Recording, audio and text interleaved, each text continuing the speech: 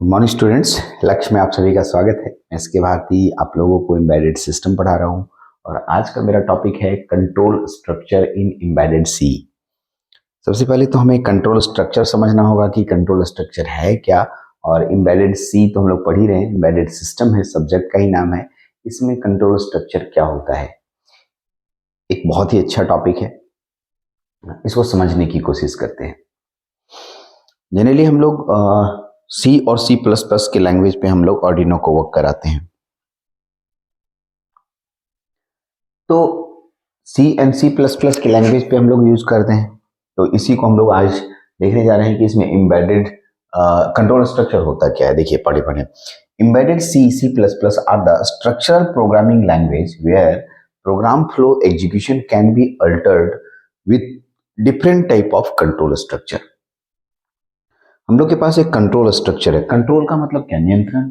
Yes, हम लोग programme जब लिखेंगे, स्केच डिजाइन करेंगे, उस समय हमें कंट्रोल की जरूरत पड़ेगी।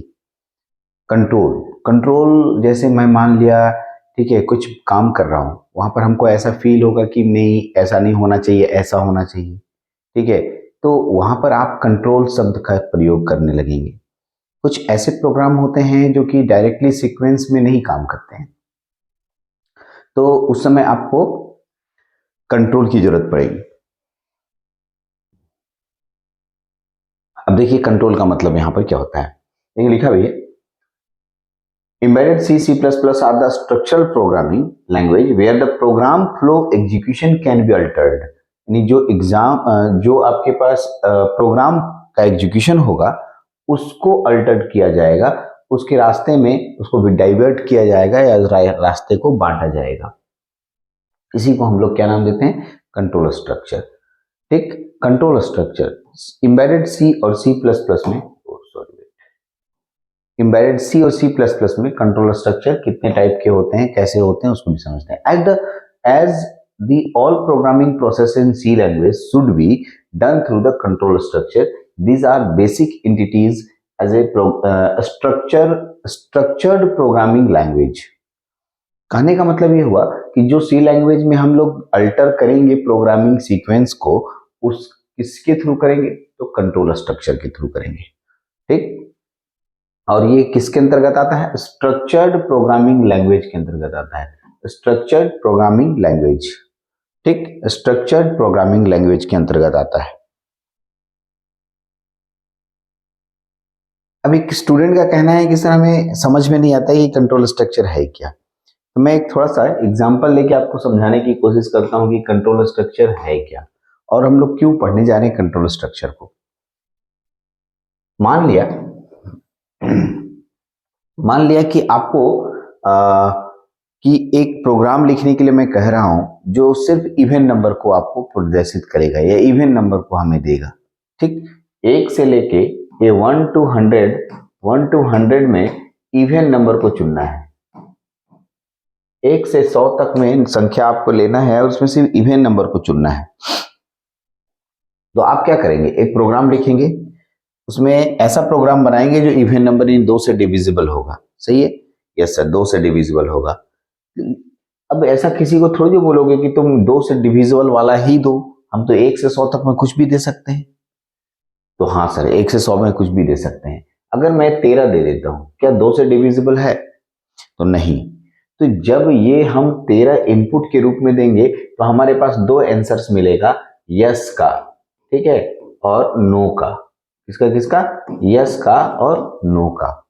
यदि ये 2 से डिविजिबल होगा, यस होगा, तो हम लोग यस के रास्ते पे जाएंगे और उसके लिए फिर फाइनल रिजल्ट की तरफ जाएंगे।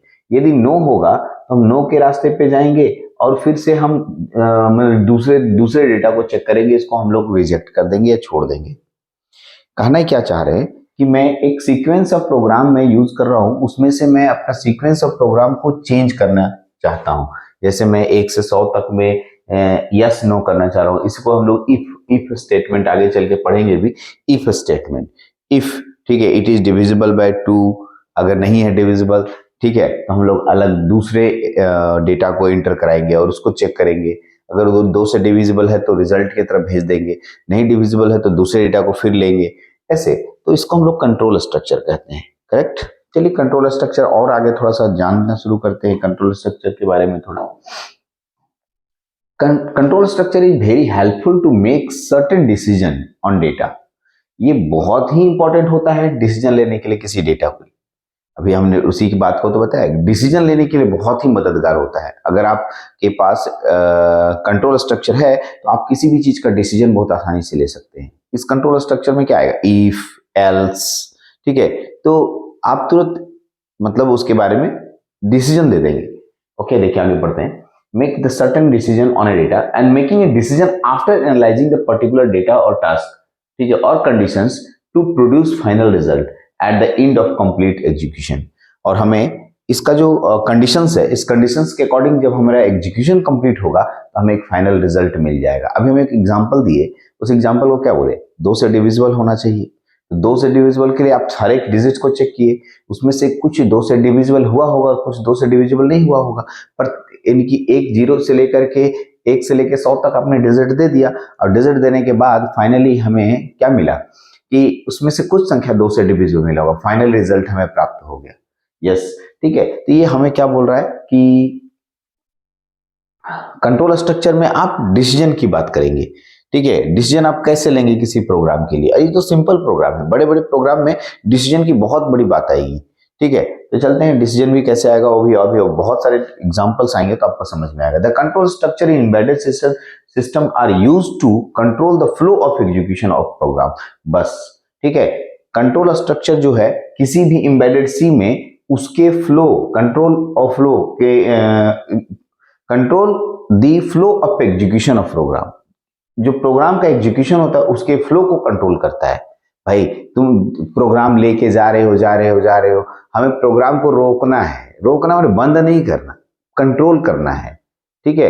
अब मैं तुमको भेज दिया, देखिए सोचो, एक एग्जांपल दे रहा हूं, मैं तुमको बोला जाओ तुमको स्टेशन जाना है, ठीक है, लेकिन तुम स्टेशन पहुंचा ही नहीं, ठीक है, नहीं पहुंचा, लेट से पहुंचा, आधे घंटे में तुमको पहुंचने के लिए बोले, तुम जा रहा था, तुम उसमें कंडीशन लगा दिया, सर जा रहे थे रास्ता में जाम था, रास्ता गड्ढा था, इफ, तब वहां पर मैंने कंडीशंस नहीं लगाए आपके लिए, तो मेरा एग्जीक्यूशन पूरा नहीं हुआ। कंडीशन क्या लगाया, अगर मान लो कि अगली बार हम क्या किए, ठीक है, इस बात को समझ गए कि रास्ता में जाम मिल सकता है, तो नेक्स्ट टाइम कंडीशन लगा दिए, ठीक है। थोड़ा सा इसी को कंट्रोल स्ट्रक्चर बोलते हैं।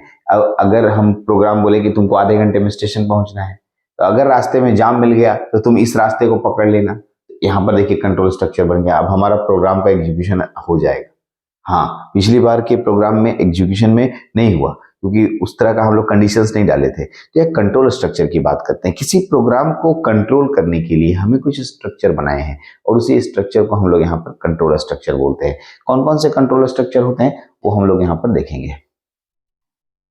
The control structure in embedded system are used to control the flow of execution of a program. हम लोग यही पढ़ रहे थे, दोबारा लिखा गया है। The following are the most commonly used control structure in embedded C. ठीक, तो 3 तरह के कंट्रोल स्ट्रक्चर हमारे पास अभी तक एम्बेडेड सी में है। ठीक, एम्बेडेड सी में 3 तरह के मोस्टली यूज होने वाले कंट्रोल स्ट्रक्चर होते हैं। एक का नाम है सीक्वेंशियल कंट्रोल स्ट्रक्चर।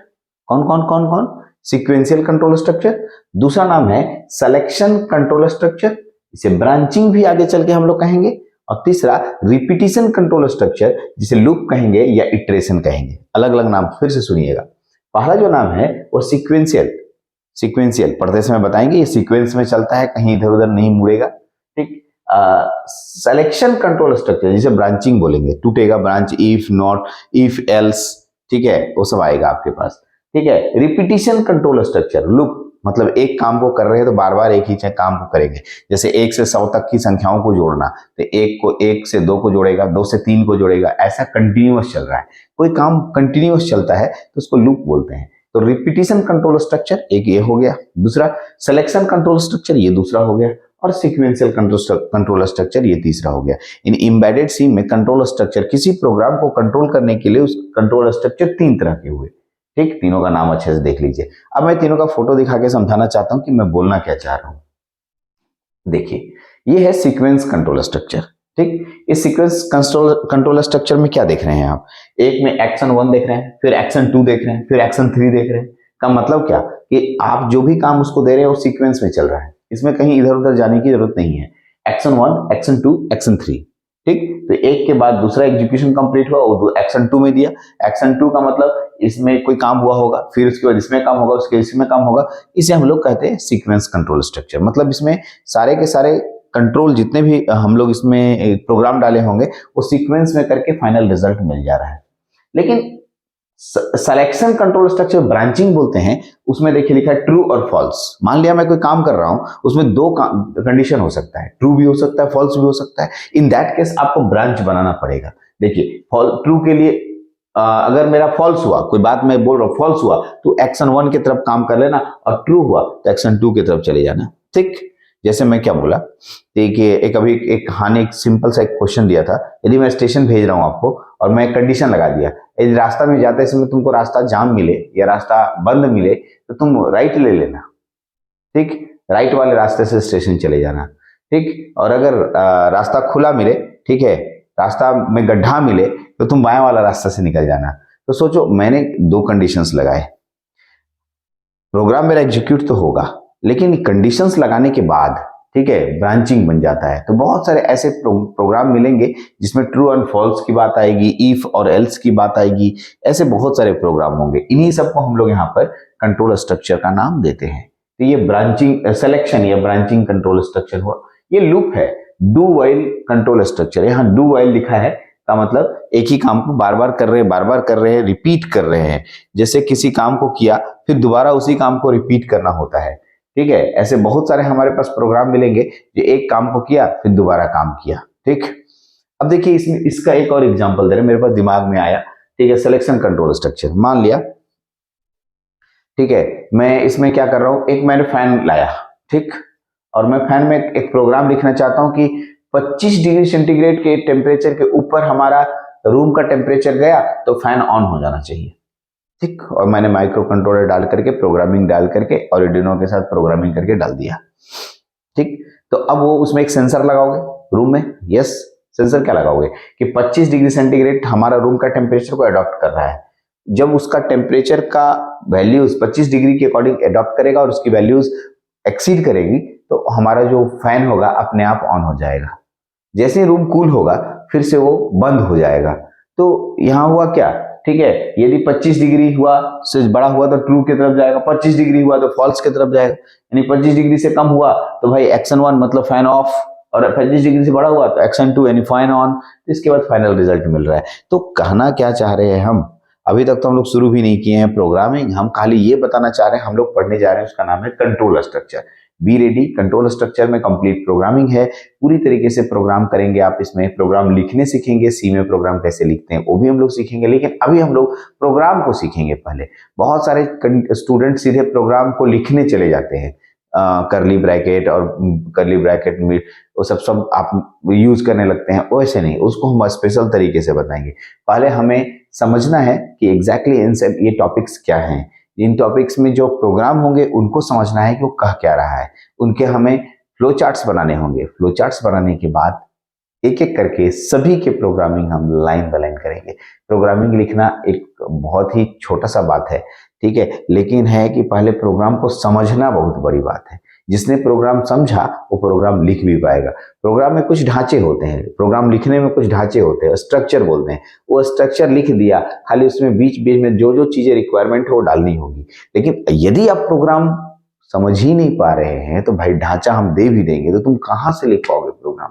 इसलिए जो भी प्रोग्राम होगा पहले उसके फ्लो चार्ट्स बना लेने सीखने हैं। अगर आप फ्लो चार्ट्स बनाने में सक्षम हो जाते तो प्रोग्राम लिखना कोई बड़ी बात नहीं होगी। तो खैर चलिए, तो हम लोग के पास कितने कंट्रोल स्ट्रक्चर हुए, 3 तरह के कंट्रोल स्ट्रक्चर हुए। तीनों का नाम ऊपर आप पढ़े थे अभी तुरंत।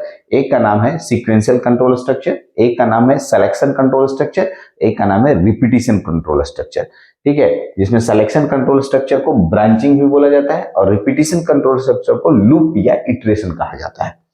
देखिए अभी ये तो मैंने फोटो खाली दिखाया, मैं इस पे रिलेटेड सभी के कंडीशंस को लाऊंगा, उससे रिलेटेड मैं सभी के प्रोग्राम दिखाऊंगा। बहुत बड़ा चैप्टर में जाता है तो मैं सबको एक एक करके लेके जा रहा हूं आपके पास। चलिए तो आइए हम लोग लेके चलते हैं। Writing above control structure in C++ language allowed with the simple statement called the control statement. जिस control statement से हम लोग इसको लिखते हैं, ये जो आपके सामने लिख रहा है, इसमें स्टेटमेंट देना पड़ेगा ना जी, कंडीशन 1, कंडीशन 2, एक्शन 1, एक्शन 2, इन्हें हम लोग कंट्रोल स्टेटमेंट्स कहते हैं। ये पूरा सिस्टम कंट्रोल स्ट्रक्चर कहला रहा है, लेकिन ये इसके अंदर जो स्टेटमेंट आप यूज करेंगे इसका नाम है कंट्रोल स्टेटमेंट। क्या नाम है?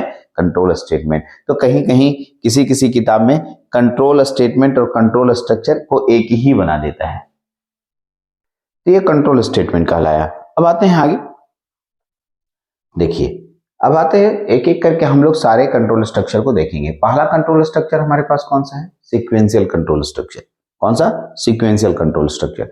और इसी सीक्वेंशियल कंट्रोल स्ट्रक्चर में आपको बहुत अच्छे से बताऊंगा कि सारे सीक्वेंस में चलेंगे और इसमें कैसे एक्शन होगा, एक्शन 2 कैसे होगा, एक्शन 3 होगा, फाइनली रिजल्ट कैसे मिलेगा, और इससे रिलेटेड प्रोग्राम करेंगे। ये हम लोग का जो इसमें इतने ही लेक्चर ले रहे हैं, ये अगले लेक्चर में हम लोग बात करेंगे।